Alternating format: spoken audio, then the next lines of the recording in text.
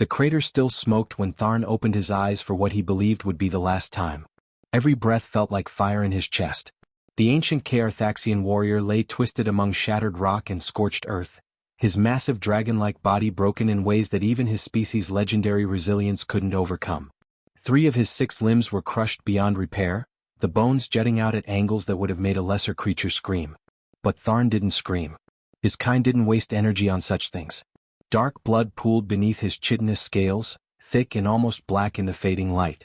It stained the alien soil of Viridian 7, mixing with the ash and debris from the orbital strike that had caught him. He'd been leading a retreat, covering for the younger warriors when the sky had simply opened up and rained death. The last thing he remembered was the world turning white, then the sickening crunch of impact. At 340 cycles old, Tharn had lived longer than most of his kind.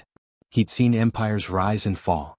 He'd hunted across star systems where the prey had teeth sharper than starship hulls. He'd led fleets into battles that songs would be sung about for generations. Every scar that decorated his armored hide told a story. The jagged line across his chest from the Andorian Wars. The missing tip of his left horn from that stupid mistake on Kelver Prime when he was young and reckless. The burn marks from plasma fire during the siege of Terminus Station. Now he would add one final story to his collection. Caught in an orbital bombardment during the Coalition's retreat. It wasn't the glorious death in single combat he might have wished for as a younger warrior, but it was honest. Real. He died protecting others. That counted for something. This was acceptable. His species didn't fear death the way others did. They embraced it. Welcomed it even.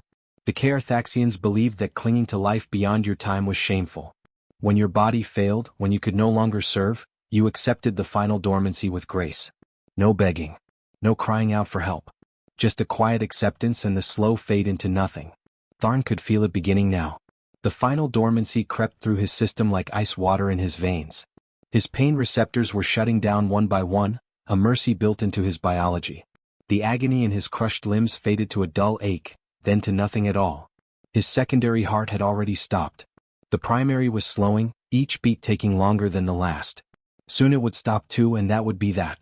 Through dimming thermal vision, he watched distant fires paint the horizon in shades of orange and red.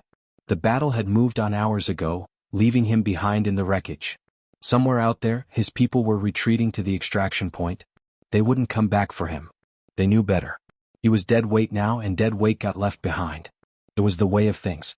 A warrior's death. Honorable. Complete.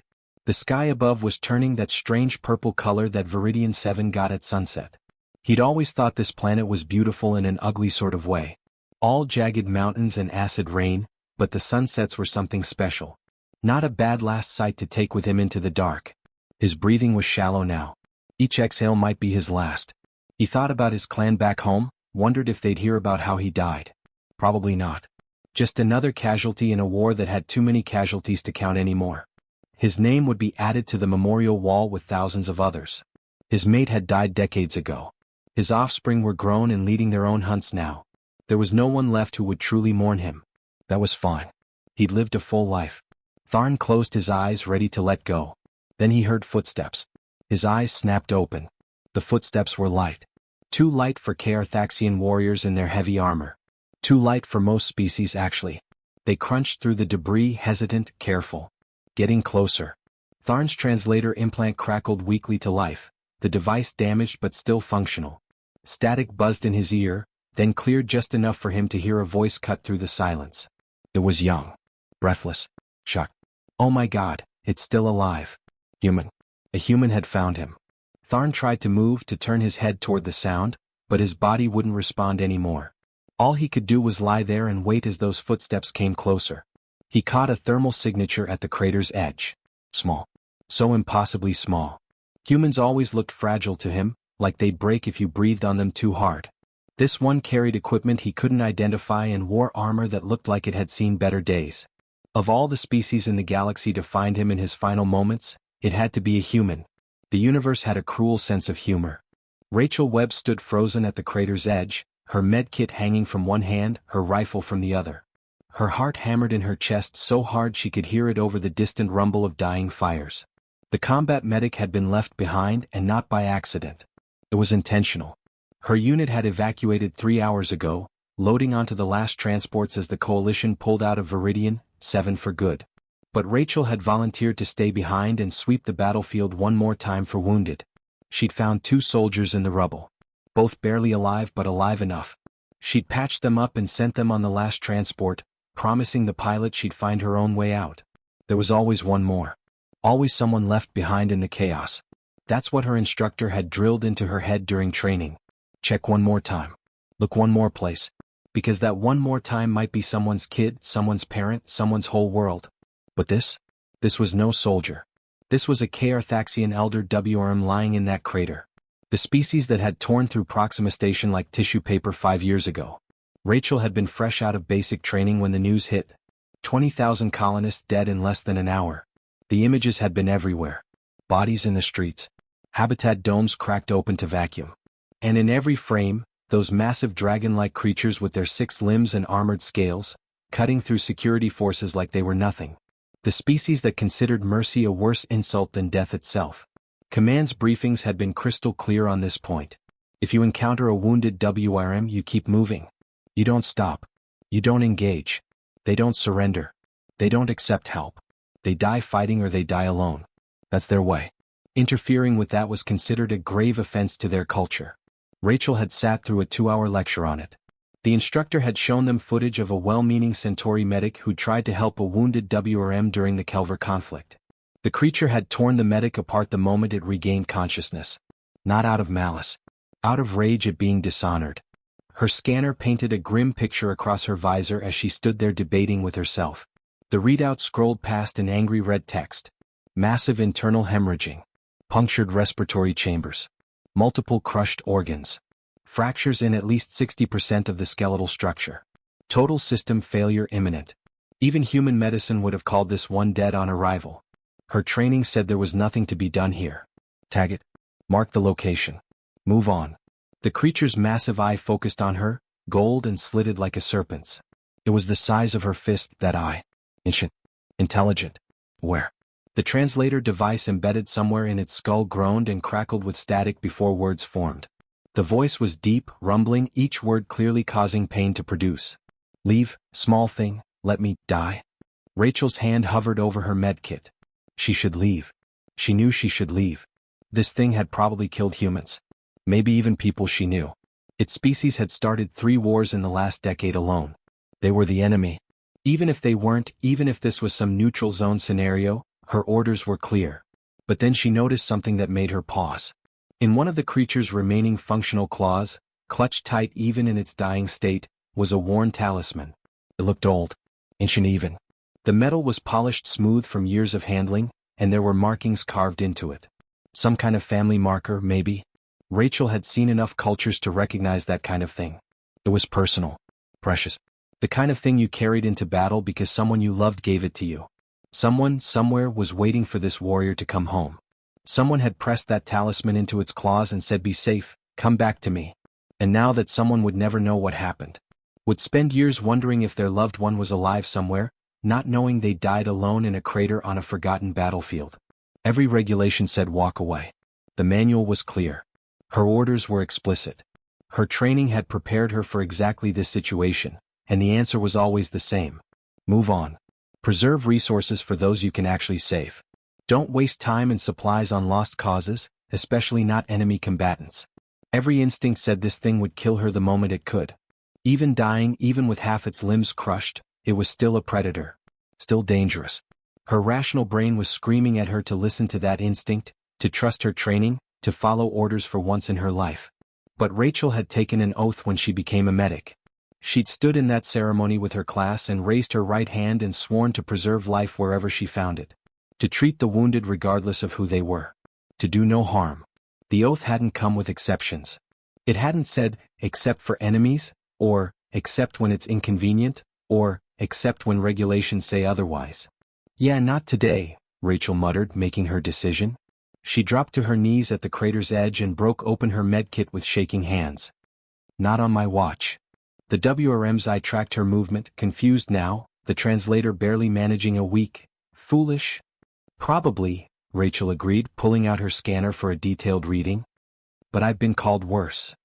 The night stretched endlessly as Rachel worked by the light of her shoulder lamp. The beam cut through the darkness, creating harsh shadows across the massive alien body in front of her. Every tool in her kit was designed for human physiology. Nothing in her training had covered how to save a six-limbed alien predator the size of a shuttle. Her instructors had covered battlefield triage, emergency surgery, treating burns and blast wounds.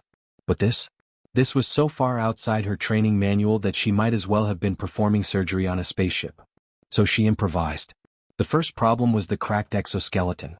Those chitinous plates that covered the WRM's body were supposed to be nearly indestructible, but the orbital strike had shattered them like ceramic. She could see bone underneath, and worse, she could see the organs beneath that. She needed to seal it somehow, create some kind of protective barrier before infection set in. Rachel ran back to her damaged transport, which had crashed about 200 meters away.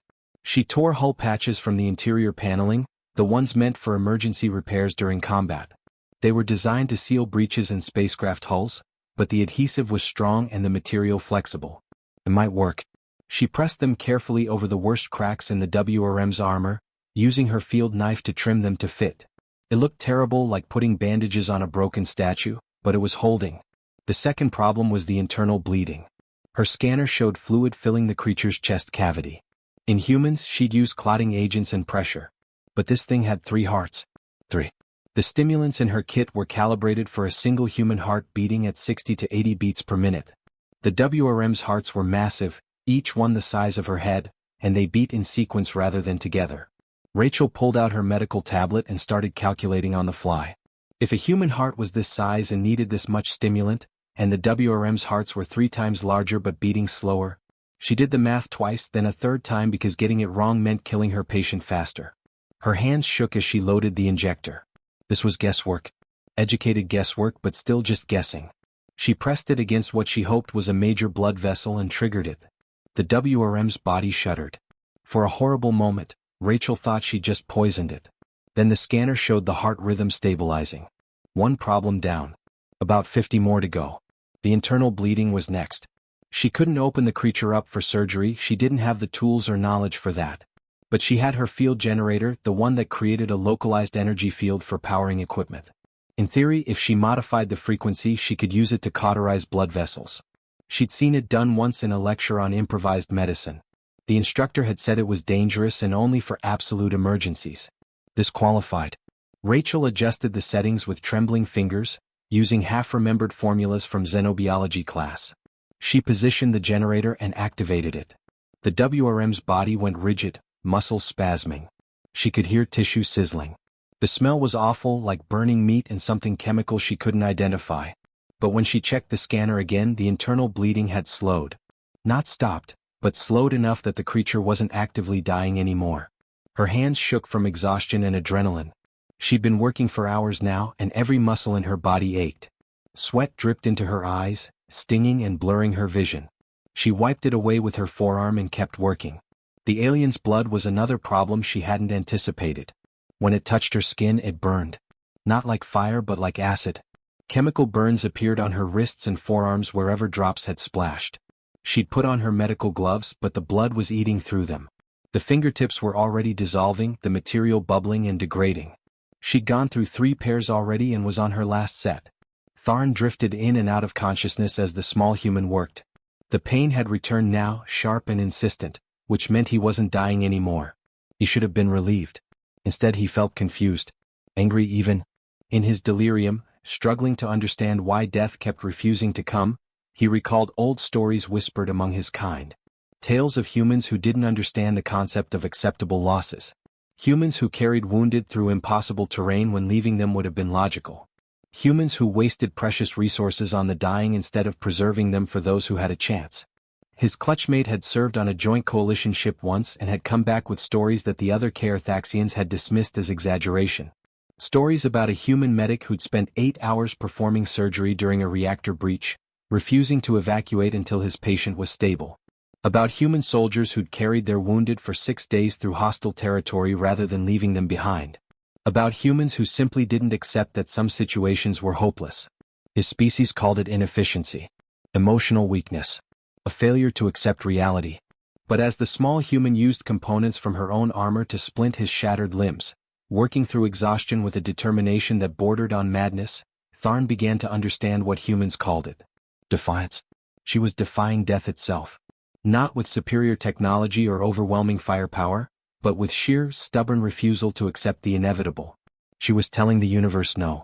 Telling it that this was not how things would end, regardless of what logic or reason or probability said. Stupid, human. He managed through the translator, the words barely coherent.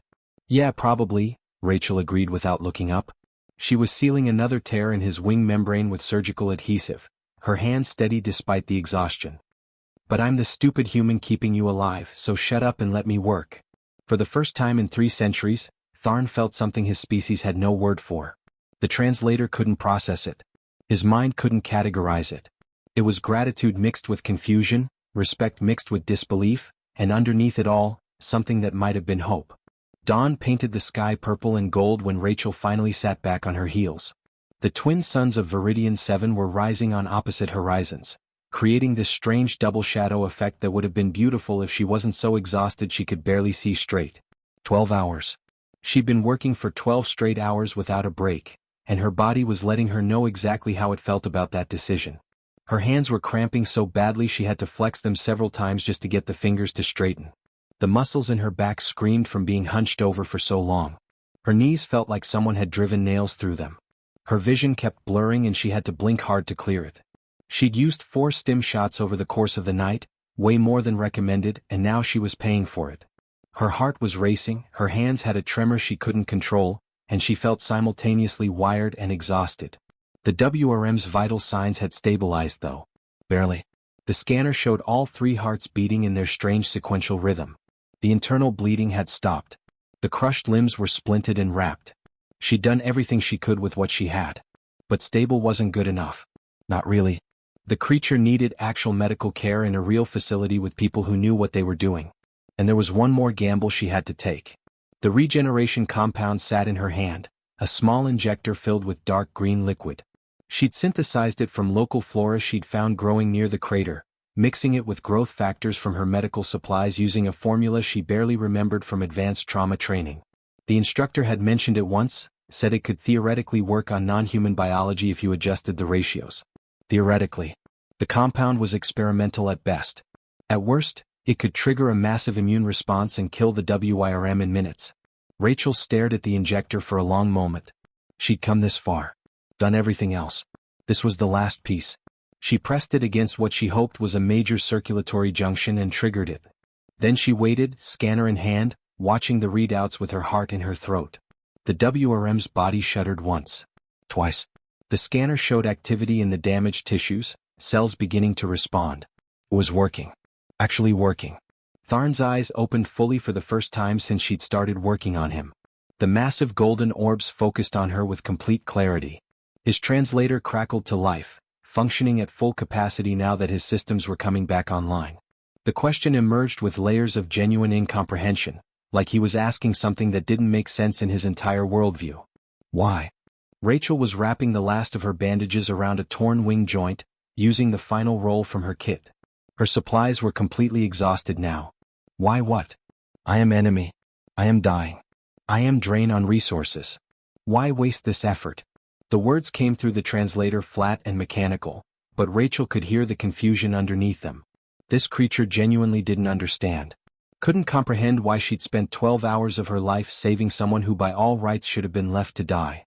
Rachel tied off the bandage with fingers that barely cooperated anymore.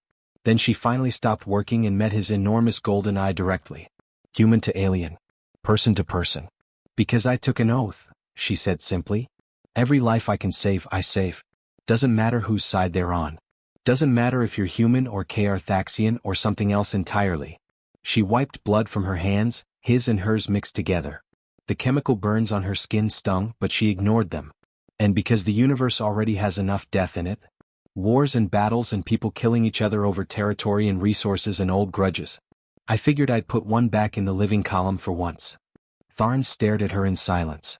His translator worked overtime, processing her words, trying to find equivalent concepts in Arthaxian language and culture. The closest it could manage was a combination of words his species had never needed to use together, concepts that didn't naturally connect in their way of thinking. Debt, honor, confusion, gratitude. It came out garbled, the translator struggling, but Rachel understood anyway. She smiled, tired but genuine. "You're welcome," she said softly. Then she stood up, her knees protesting violently, and nearly fell over. Her vision swam and she had to grab onto a piece of debris to stay upright. The stim shots were wearing off and the crash was going to be brutal. By midday, Rachel heard the distant sound of engines approaching. She'd activated her emergency beacon hours ago, but she'd expected it to take longer for rescue to arrive. A human shuttle crested the ridge, military markings visible on the hull. Rachel waved both arms over her head, relief flooding through her. The shuttle landed in a cloud of dust and the pilot jumped out, helmet still on. Then he saw the WRM and stopped dead in his tracks. His face went pale behind his visor. "Medic Webb, what the hell?" he stammered, looking between her and Tharn. "Command is going to, you can't." "Command can file whatever paperwork they want," Rachel interrupted, her voice hoarse from exhaustion and dehydration. "I had a patient. Still have a patient. We're bringing him to Asclepius Prime Medical Station. It's neutral territory. They'll take him." The pilot stared at her like she'd lost her mind. He looked at the massive alien predator lying in the crater, then back at the tiny medic who was swaying on her feet. "You're insane. You know that? Actually insane." "Probably," Rachel agreed, because she'd heard that a lot in the last 12 hours. "Now help me get him on a stabilization platform before that regeneration compound wears off. And bring water. I'm about to pass out." 3 months later, the neutral medical station Asclepius Prime hosted an event that would be remembered across the galaxy for decades.